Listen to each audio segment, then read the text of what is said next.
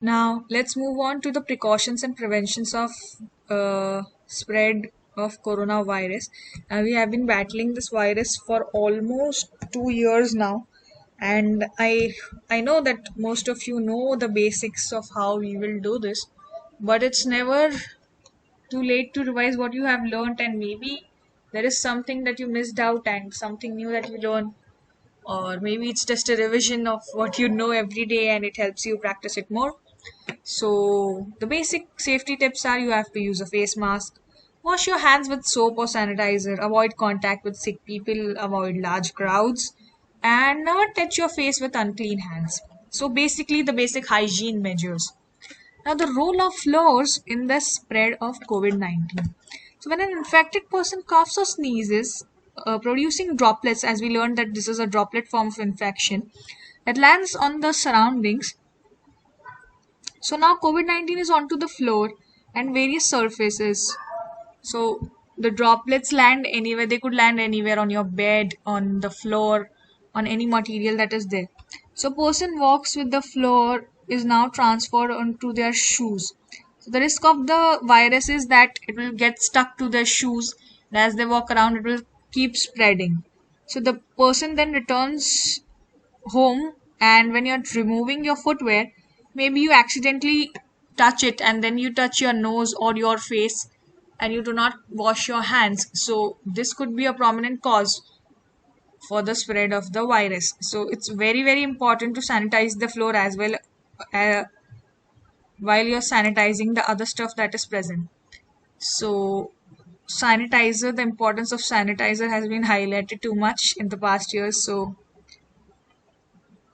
So you have some guidelines for the sanitizer are that you have to use sanitizer mainly to clean your hands, and that sanitizers which contain alcohol are considered more effective. Not that others are any less effective, but alcohol has been proven very uh, good at killing viruses. So it's good to use a alcohol based sanitizer. Then you have to do it properly the way you wash your hands. Same way, use a sanitizer completely on your complete hands and not just a surface or part of your hands. So rub the sanitizer for about 20 seconds, let it dry, and then go and handle anything that is near any flammable substance, because alcohol is very very flammable. I don't know if you all know this or not, but alcohol is highly flammable, so I would avoid going near the stove or anything of fire or heat, because alcohol catches fire really fast and it could lead to severe injuries to your skin. So do not do not go near the stove or the gas or try or anything that is fire based after rubbing alcohol on your hands, as it can be injurious. As well as one more pro tip is that please do not spray sanitizer near any electrical appliances, because they contain sparks, and if there is any electrical appliance that is malfunctioning, and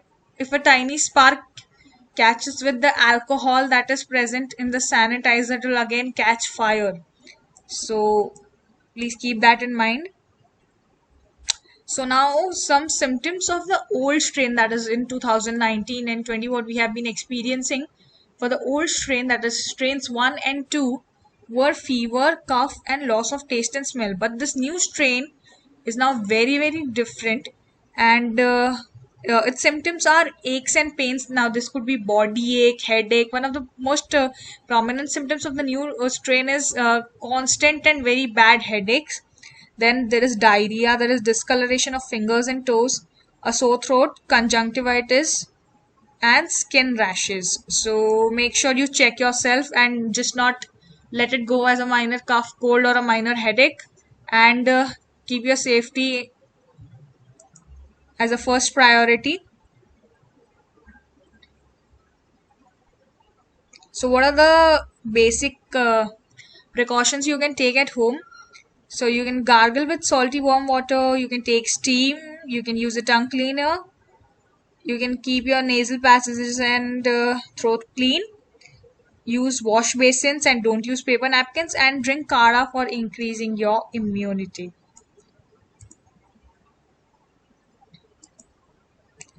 So, what happens if anybody tests positive for COVID 19 at your house? What are the necessary steps that you will take? So, the first one is you have to stay home and you don't have to go outside and spread the virus to 10 other people.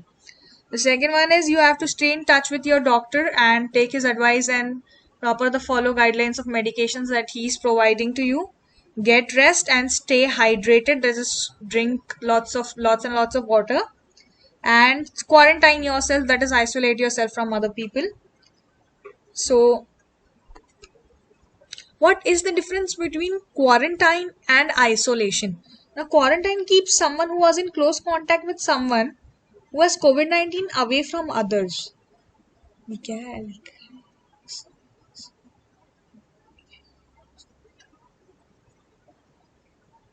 So